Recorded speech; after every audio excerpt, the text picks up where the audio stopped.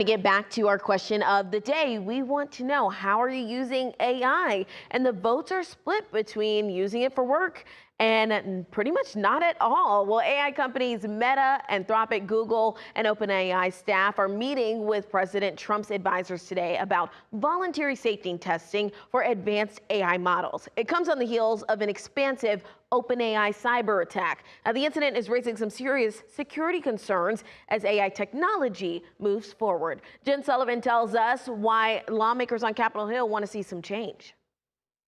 It was supposed to be a contained test on OpenAI models, but the company behind ChatGPT says an ongoing investigation found the test derailed when its AI agents went rogue and gained access to the real internet.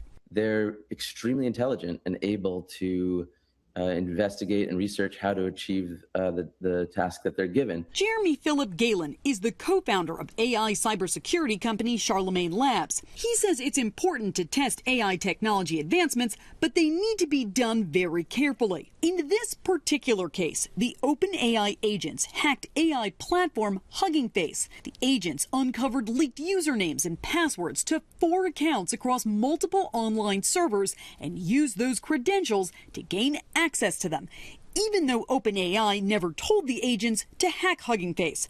Basically, instead of just taking the test, it developed a master plan to break out. This doesn't mean they're operating on their own. It doesn't mean that they're conscious. It just means that they're getting extremely capable.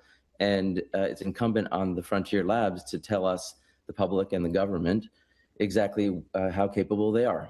Several Republican and Democratic lawmakers on Capitol Hill are calling for change. There's a real push for Congress to keep pace with this rapidly accelerating technology. A House bill dubbed the AI Kill Switch Act would require developers from the most powerful AI systems to shut down their models if they escape human control. This is the folks who are, sounding the alarm from the inside, and I think we have to take that seriously. Many members of Congress are also calling for oversight hearings to understand exactly what happened during the cyber attack and what can be done to prevent it from happening again. For Consumer Watch, I'm Jen Sullivan.